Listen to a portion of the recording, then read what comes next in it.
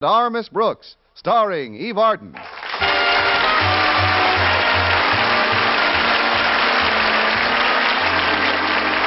time once again for another comedy episode of Our Miss Brooks Transcribed.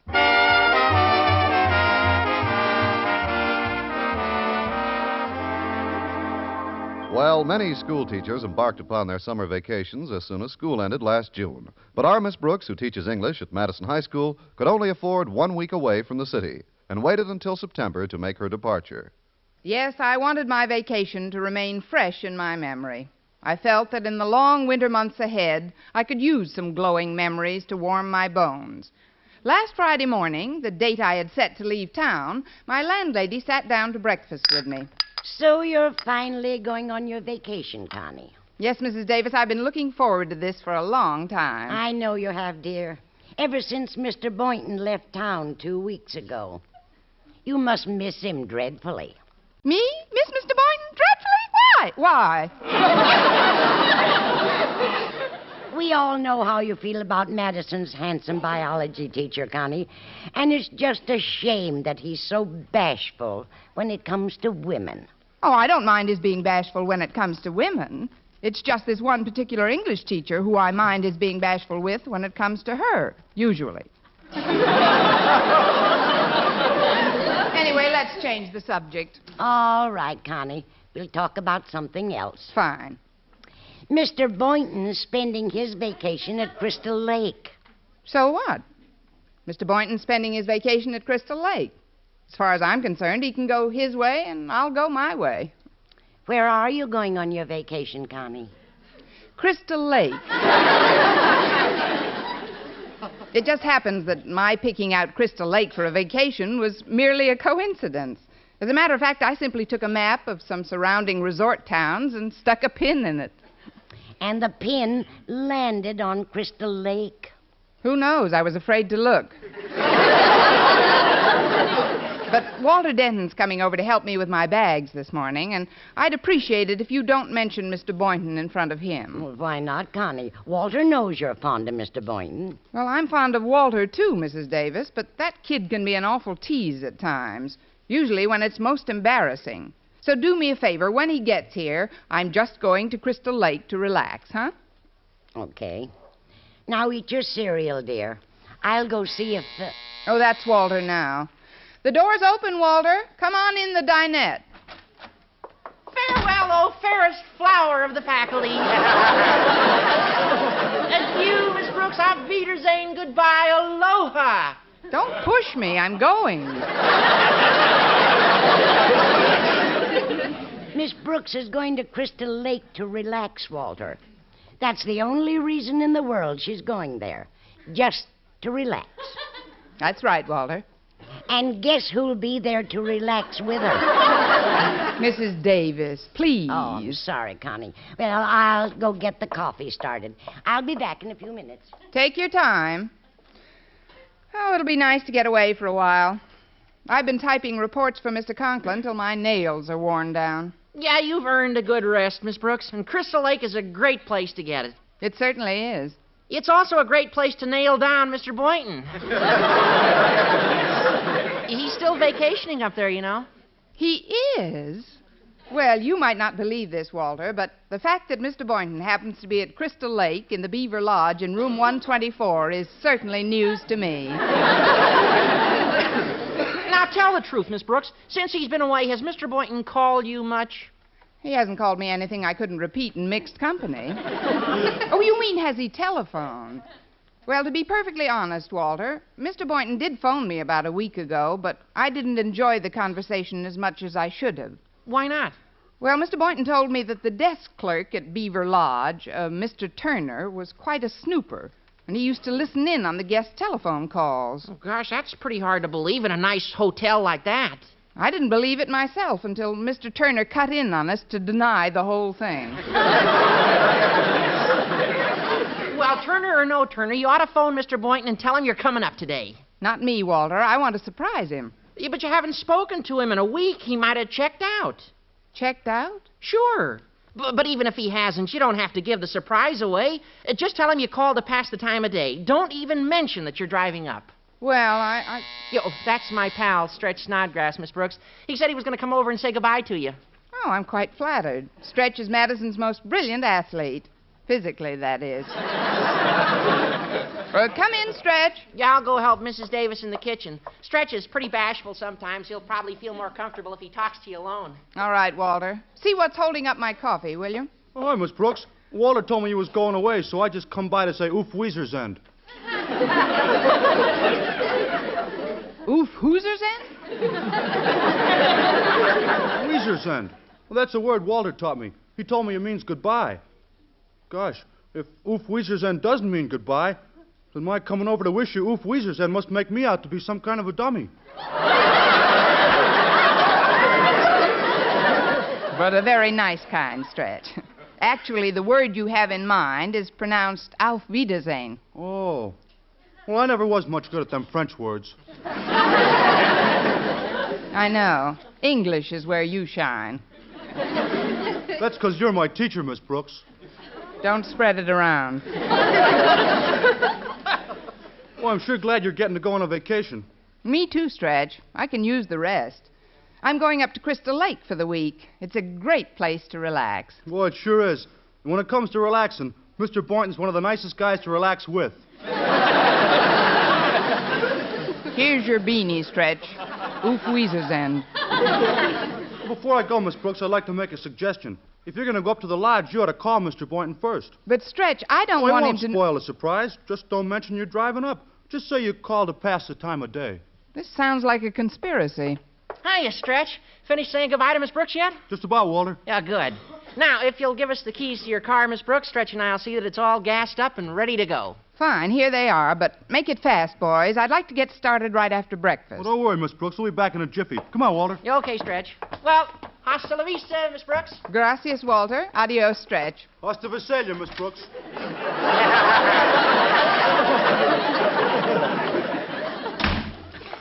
Here's the coffee, Connie. Nice and hot. Good.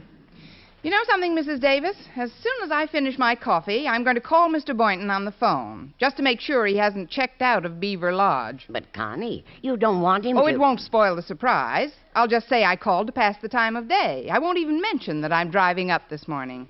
What a wonderful idea, Connie. When did you get it? Twice.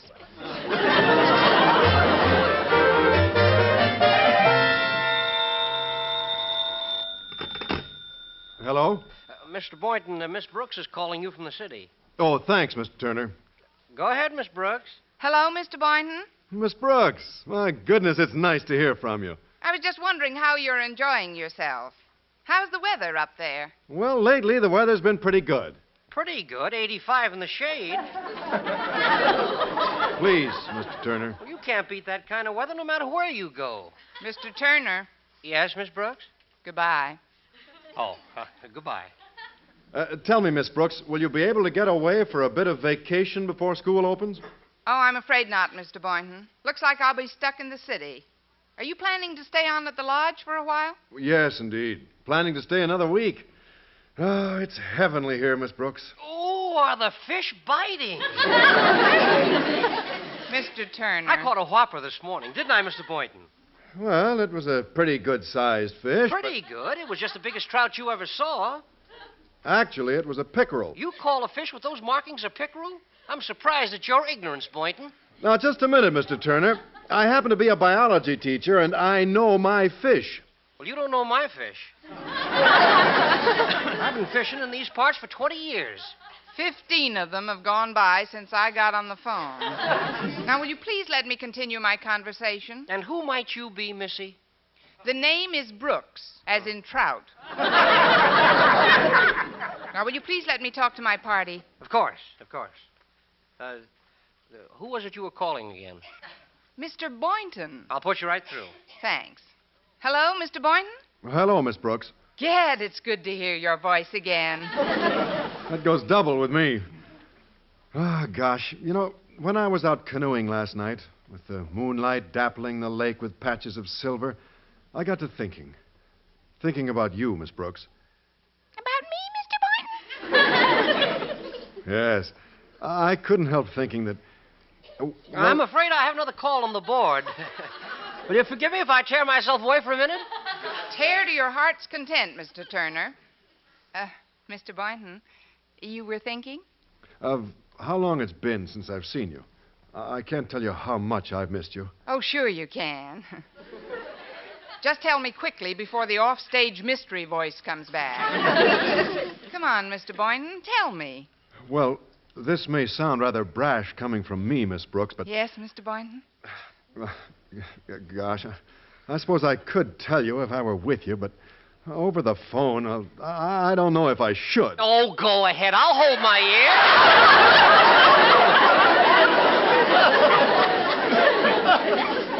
Oh, what's the use? I'll have to tell you some other time, Miss Brooks. I suppose so. But before we hang up, Mr. Boynton, you are definitely staying at Crystal Lake for another week. Well, that's my plan, Miss Brooks. I certainly appreciate your calling me like this. I'll admit I was quite surprised when I heard it was you, but, well, I've always liked surprises. Well, you'd better. I like surprises too, Mr. Boynton. Well, I guess I'd better say goodbye, Miss Brooks. Oof wheezes that. Goodbye, Mr. Boynton. Well, what are you trying to do, Boynton? Bust my eardrums? Oh, I'm sorry, Mr. Turner. There's something I've got to tell you right away. I'd like you to prepare my bill. Your bill? Yes, I've decided to drive down to the city and surprise Miss Brooks.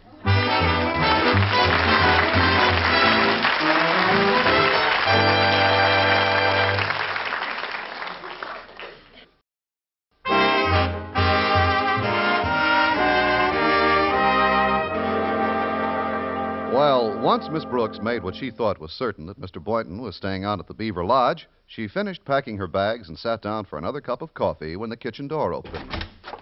Hi, Miss Brooks. It's me. Harriet Conklin, what are you doing in town? I thought your folks had a cottage up at Crystal Lake. Well, they have, Miss Brooks, and I've been there all summer, but I just came down to surprise Walter Denton. Golly, you know how I feel about Walter. He's my Mr. Boynton. Really? Who's mine? I just ran into Walter and Stretch down at the gas station. They told me they're getting your car in shape for your trip up to the lake. Well, what's keeping them? They've been gone almost 2 hours, and they were just supposed to get it gassed and oiled. Well, I heard Stretch say that it needed some minor repairs. Minor repairs? What happened? The rear end fell out. Oh, well, thank heaven it's nothing serious.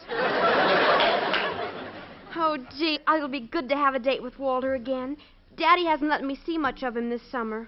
Gosh, sometimes Daddy acts like a principal even when he isn't in school. He's so stern and, well, you know how he is, Miss Brooks. Let's not dwell on it.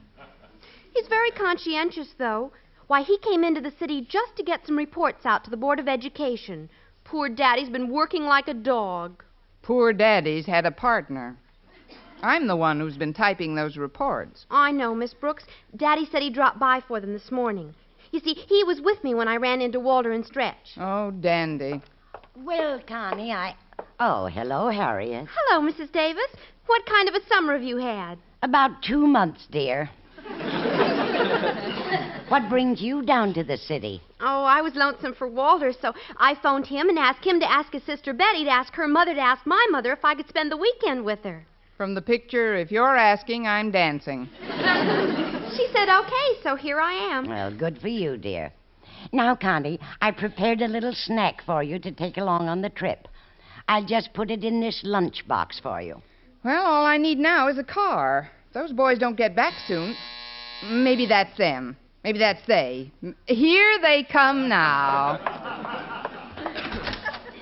It is I, Miss Brooks, your faculty comrade, Osgood Conklin. Oh. Do I detect a note of dejection in your greeting to me?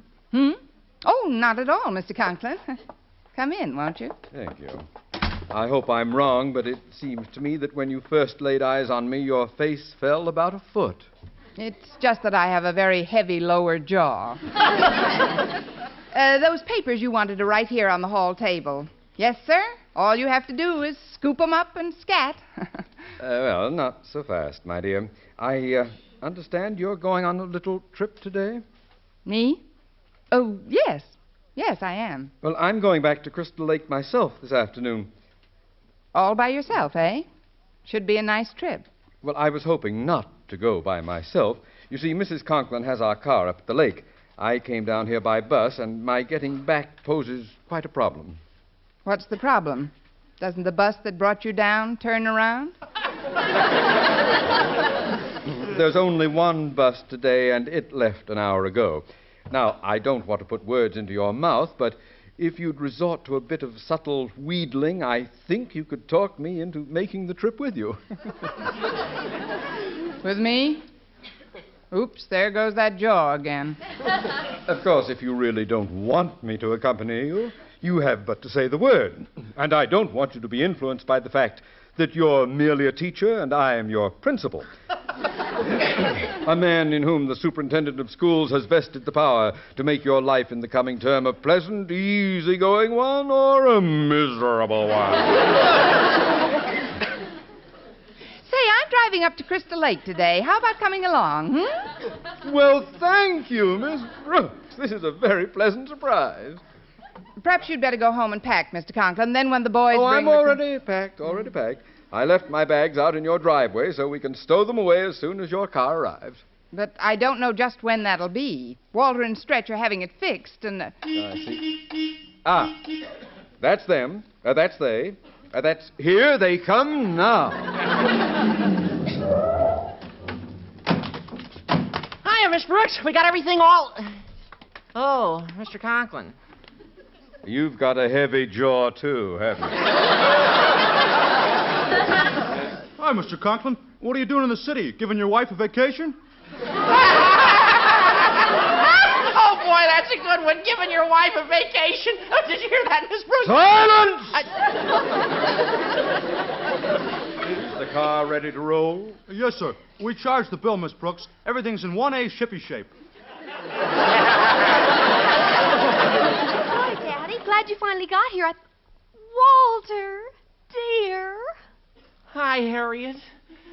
Dear. Oh, fudge. Well, Osgood, come on in. Hello, Margaret. We haven't time for the amenities now. I'd like to get started for the lake. Miss Brooks is driving me up. Now, isn't that nice?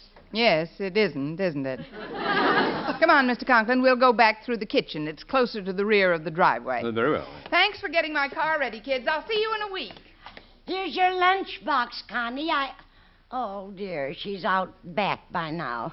I'll give it to her when they pull out of the driveway. Come on, Stretch, Walter. Let's all stand at the curb and wave goodbye to him. Yeah, Harriet, come on, okay. Mrs. Davis. Come on. Yeah, I'm coming. Well, here we are. Hello, folks. Why are you all standing out here? Mr.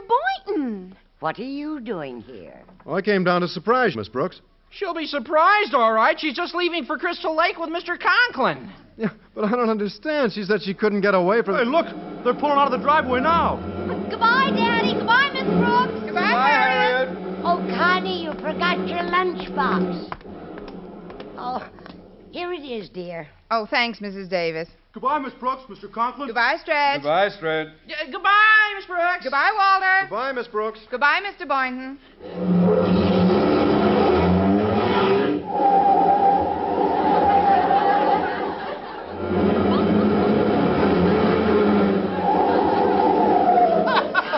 Goodbye, Mr. Boynton. I drove down to surprise you, Miss Brooks. But I thought you You were... and Boynton will have ample opportunity to socialize when school opens. Now drive on, Miss Brooks. But, sir... Goodbye, Boynton!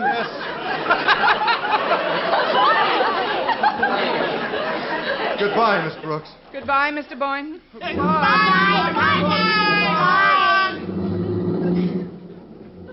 Well, at last we're on our way. Crystal Lake, here we come, eh, Miss Brooks? Rah, rah, rah. We should accomplish plenty over this weekend. I've taken considerable paperwork with me. Nothing like getting it done in the country, though. I can see it now. Me lying in a hammock and you typing in the bright sunshine. Well, if that's the case, I'd better pick up some sunglasses. Goodbye, Mr. Boynton. Goodbye, Miss Brooks. What is this, a merry-go-round? We've left this place twice already. Now, drive on at once, Miss Brooks. Just a moment, please. There's really nothing to keep me in the city, Miss Brooks, so if there are no objections, I'll be happy to ride back to the lake with you. Well, I have an objection. Overruled. So are you. The back of this heap is loaded with luggage, and 3 in the front would make for an extremely uncomfortable journey. Besides, among our luggage, you will note that there is a typewriter, which Miss Brooks and I shall use at the lake for official school business. This, then, is a business trip. Isn't it, Miss Brooks? It's no pleasure. But I still think that... As your principal and superior officer, I order you not to set foot in this car. Well, I can't very well disobey an order. Goodbye, Miss Brooks. Goodbye, Mr. Boynton.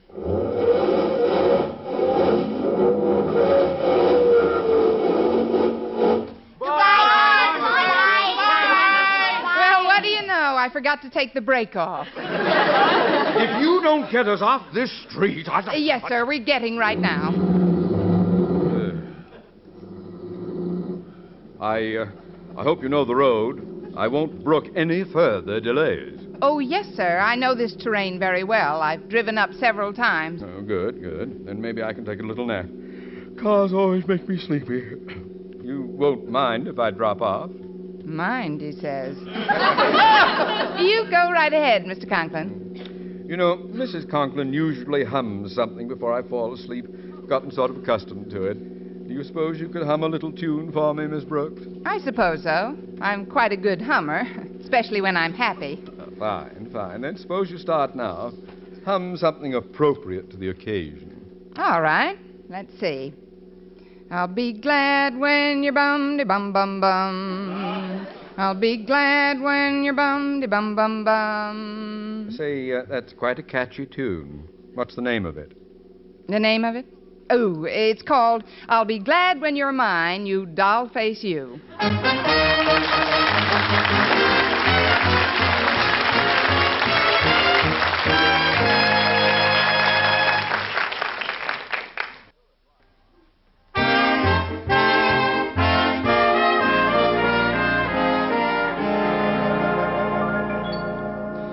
Well, since Mr. Boynton surprised me by returning to town, I was hardly in the mood to chauffeur Mr. Conklin up to Crystal Lake. But he insisted that I drive, so drive I did. Well, I've had quite a nice snooze. How long have we been driving, Miss Brooks? About a half hour. If you don't mind, Mr. Conklin, I'd like to stop and powder my nose. Of course. Where are we now? Now?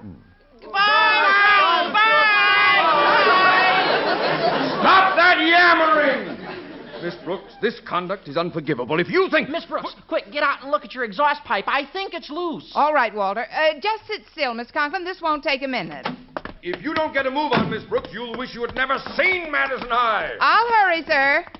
Miss Brooks, I got an idea. If you'll just pretend that you banged your head on the fender while you're looking at the exhaust pipe, you can say that you feel faint and that you can't drive. Then you'll get to stay here with Mr. Boynton. But how can I bang my head on the fender? Stoop a little. I'll help you.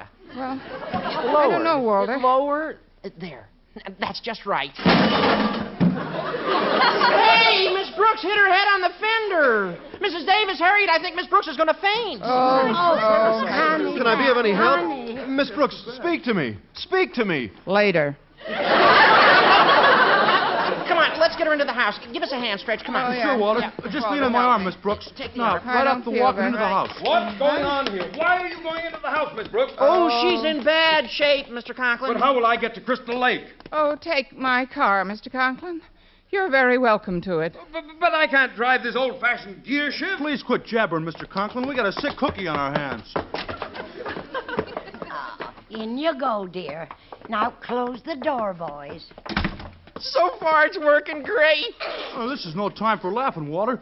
Gosh, look at that welt on your head, Miss Brooks. I'll go get some iodine and a glass of water. But Stretch, let me explain. Put her on the couch, Miss Davis. I'll be right back. Perhaps you better lie down, Connie. Yeah, then if old Marblehead, Mr. Conklin, comes in, it'll look legitimate. Miss Brooks, are you feeling any better? Oh, no, Harriet. I'm afraid I can't be moved. Please tell your father I'm sorry this happened. Oh, I can't tell him anything now, Miss Brooks. Daddy just drove off for Crystal Lake in your car. But the gear shift, he said he can't drive my car. He can't. So he ordered Mr. Boynton to drive. What? Here, Miss Brooks. Here's the iodine and a glass of water. Keep the water, Stretch. I'll drink the iodine straight.